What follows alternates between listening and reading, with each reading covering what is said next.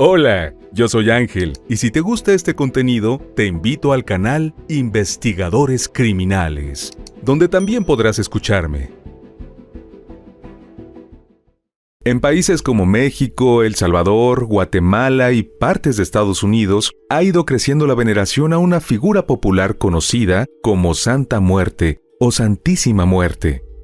La imagen se representa como un esqueleto vestido con una manta o túnica, que puede ser de diferentes colores y estampados, y usualmente va acompañada de una guadaña. Se originó en las ciudades costeras a lo largo del Golfo de México, pero se cree que floreció en el duro barrio de Tepito, en la capital azteca, uno de los más peligrosos de América Latina. Se le encuentran estatuas, estampas, dibujos, escapularios, veladoras, joyas y otros objetos. Para muchos, Santa Muerte es una entidad espiritual que ayuda y protege a todo aquel que se acerca a ella a pedirle favores, gente humilde y trabajadora que tiene fe. Sin embargo, para las autoridades de algunos países, el culto a la niña blanca o flaquita, como también se le conoce, es una amenaza a la seguridad pública, pues consideran que se ha convertido en la patrona del narcotráfico y el objeto de culto de criminales. Cada día son más comunes los altares y estatuas para venerarla. Solo en México se estima que tiene más de 10 millones de seguidores. Si bien es cierto que rezarle no es ilegal, para muchos es un indicativo de que el sujeto que la adora tiene nexos con pandillas o realiza actividades ilícitas. Algunos devotos le atribuyen la capacidad de otorgar favores especiales como salud o riqueza, los cuales solo concedería si los creyentes realizan actos de violencia. Justamente en la búsqueda de protección de la niña blanca, una mujer convirtió a su familia en la secta de Nacosari y llevó su fervor al límite, quitándole la vida a 3 personas, entre ellos 2 menores de su propia familia. Las huellas, los rastros, los indicios y las evidencias ayudan a los investigadores a resolver los crímenes. El pasado de la víctima y del victimario nos ayudan a comprender su comportamiento. Todo esto forma parte del expediente del caso y aquí te lo presentamos. Nosotros somos Ángel y Mayra y les damos la bienvenida a nuestro canal. Antes de empezar con el video, recuerda suscribirte y activar la campanita para que recibas una notificación cada vez que subamos algo nuevo. Tampoco se te olvide al terminar dejarnos tu me gusta. Sin nada más que agregar, acompáñanos a conocer todos los detalles de este expediente criminal. Silvia Meraz Moreno nació en 1968 en el municipio de Hermosillo, en el estado de Sonora, en el noroeste de México, y en 1984, a la edad de 16 años, ya había dado a luz al primero de sus 5 hijos, Ramón Omar Palacios Meraz. En 1991 se mudaron al municipio de Nacosari de García, también en Sonora, cerca de la frontera con Estados Unidos, una pequeña ciudad minera de cobre. El numeroso grupo familiar vivía en las afueras de la ciudad en condiciones severas de pobreza, en una casa hecha de tablas, cartón y lámina que carecía de servicios básicos como electricidad, gas o agua. Allí, junto a su primer esposo, Martín Barrón López, tuvo 3 hijos, Iván Martín, Francisca Magdalena y Georgina Guadalupe. Más adelante, Silvia se separó de Martín. Con 29 años, la mujer tuvo a su última hija, Silvia Yajaira, y posteriormente inició una relación de concubinato con Eduardo Sánchez Urrieta. Este tenía un hijo menor de edad llamado Martín Ríos Sánchez Urrieta, producto de una relación previa. Los hombres de la familia se dedicaban a recolectar y clasificar basura en botaderos cercanos. Los materiales reciclables como cartón, vidrio, aluminio y plástico los vendían a intermediarios de procesadoras de la zona. Los recursos que lograban con esto eran sumamente escasos, por lo que llevaban una vida plagada de necesidades. Aunque no hay pruebas de ello, se cree que las mujeres de la familia se dedicaban a actividades vinculadas con servicios sexuales. Esto por las declaraciones de vecinos, quienes veían entrar y salir continuamente a hombres de la casa. Por otra parte, distintas organizaciones de ayuda social, incluso gubernamentales y hasta sus vecinos, habían ofrecido apoyo a la familia en alguna ocasión. Desesperada por la apremiante situación económica, Silvia, quien era líder de esa familia de estructura completamente matriarcal, se hizo devota de la Santa Muerte, creyendo que ésta les ayudaría a salir adelante. Lo que en un principio comenzó con rezos, ofrendas y la colocación de un muy modesto altar dentro de su casa, se convirtió en una actividad que ocuparía buena parte de sus días. La fe que la mujer le profesaba, unido a su carácter y liderazgo, la convirtieron en la guía del altar en torno al cual se conformó la que se conocería como la secta de Nacozari.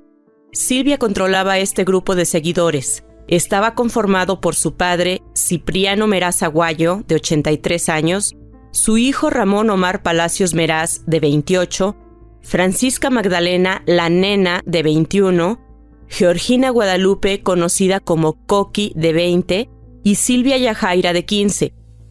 En el culto también participaban Eduardo Sánchez Urrieta, de 39 años, quien era concubino de Silvia, y una mujer llamada Zoila Ada Santa Cruz Siriqui, de 45 años, concubina de uno de sus hijos. En medio de su devoción delirante, Silvia convenció a su familia de que la única forma de obtener beneficios económicos, salud y también protección era ofrecer sacrificios humanos a la Santa Muerte. Había llegado a un punto sin retorno, a partir del cual las cosas solo podían ir de mal en peor para los involucrados en la secta. Silvia comenzó a planificar de qué forma serían realizadas las ofrendas mortales. Su idea era degollar a las víctimas y ofrecer su sangre durante rituales de oración celebrados en el interior de la casa y ante la venerada imagen. Para el primer sacrificio, Silvia escogió a su propia amiga Cleotilde Romero Pacheco, de 55 años, una vendedora ambulante de paletas de hielo, quien vivía cerca con su esposo y no tenía otros familiares. En diciembre de 2009, Silvia le invitó a su casa a pasar un rato juntas, pero en realidad le había preparado una trampa macabra. Cleotilde confiaba en Silvia y no tenía razones para sospechar lo que estaba por ocurrir, por lo que cuando Silvia le mostró un billete de 20 pesos mexicanos que estaba en el piso y le pidió que lo recogiera, la mujer se agachó sin dudarlo. Entonces, Silvia sacó un hacha y la golpeó 3 veces en el cuello con todas sus fuerzas, decapitándola. Acto seguido, la apuñaló varias veces en el abdomen y recolectó su sangre en un envase para luego ofrecerla a la Santa Muerte en el altar familiar y obtener sus favores.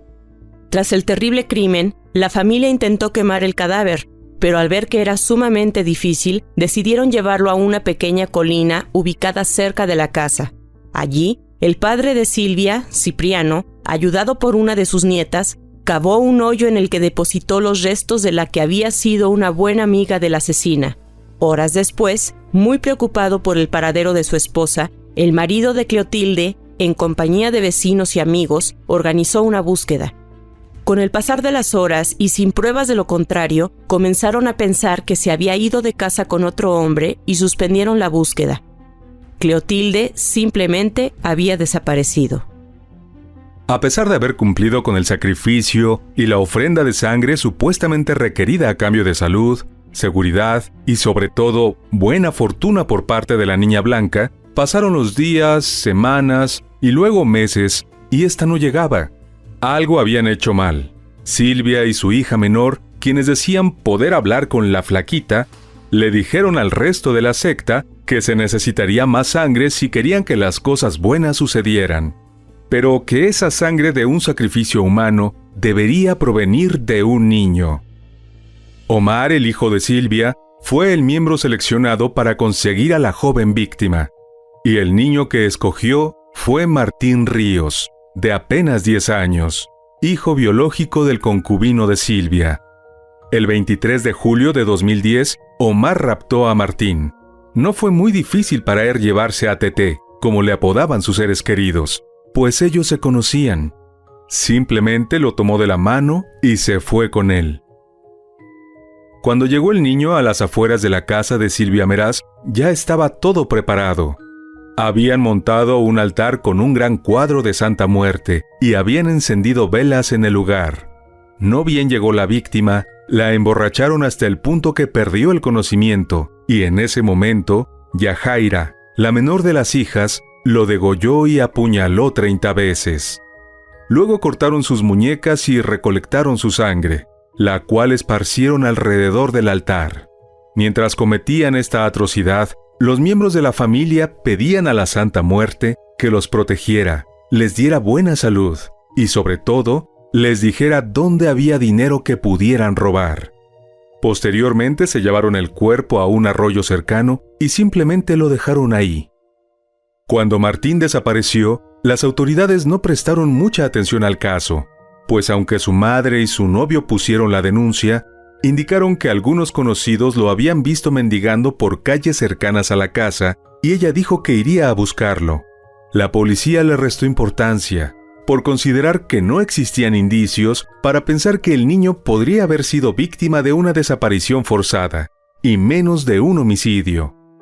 Probablemente si los cuerpos de la ley hubiesen actuado de otra manera, profundizando en la investigación del niño desaparecido, se habrían dado cuenta de los terribles acontecimientos que ocurrían en su municipio, e incluso habrían evitado que se produjera el tercer horrendo crimen de la secta. El último ataque ocurrió en marzo de 2010. La víctima fue Jesús Octavio Martínez Yáñez, de 10 años de edad, hijastro de Iván Martín Barrón Meraz, y por lo tanto, nieto de Silvia. En este caso, nuevamente, el crimen se realizó en el marco de un ritual en honor a la Santa Muerte. Lo embriagaron hasta dejarlo inconsciente, y luego Silvia lo sostuvo frente al altar, mientras una de sus hijas cortaba sus muñecas y lo degollaba. Recogieron la sangre en un recipiente y la esparcieron. A diferencia del asesinato anterior del menor cuyo cuerpo fue dejado en una quebrada, en esta ocasión hicieron un hueco en el interior de la vivienda y lo cubrieron con tierra y concreto para evitar que el olor alertara a los vecinos. Los padres de Jesús pusieron la denuncia horas después de la desaparición del menor, y fue a raíz de esta que las autoridades decidieron indagar en profundidad.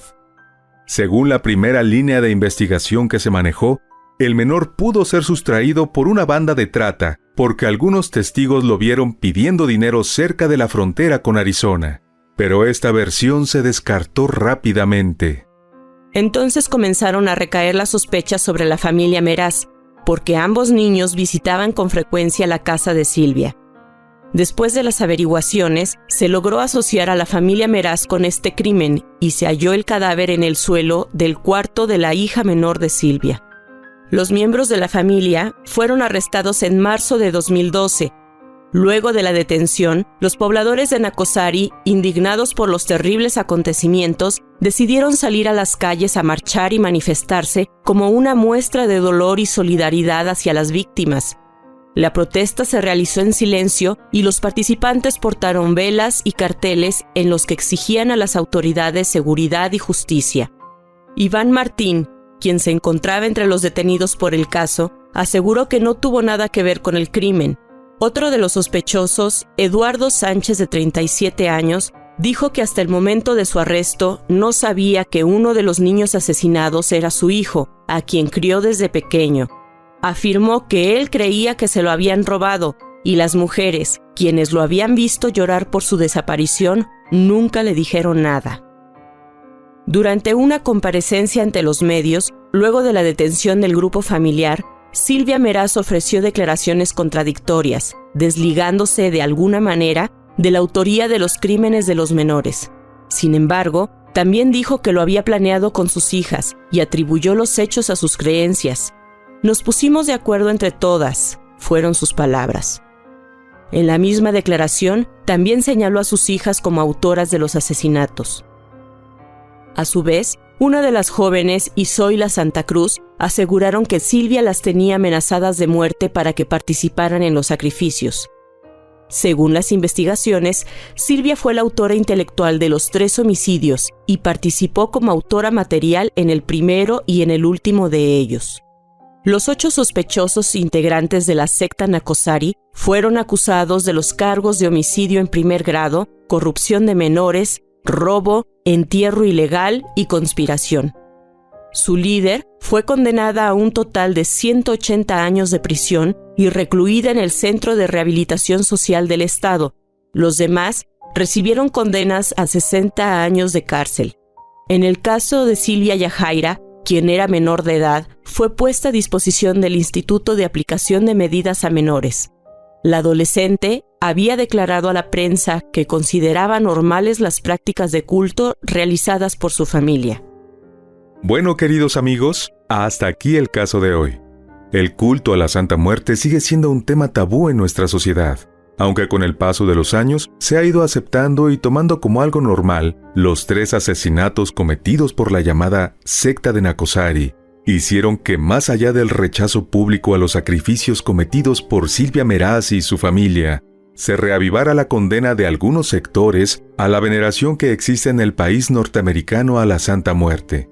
Aunque hay quienes consideran que despierta devoción de narcotraficantes, criminales y personas malvadas, hasta el momento en que tuvieron lugar estos abominables asesinatos, no había registro de crímenes similares asociados con este culto.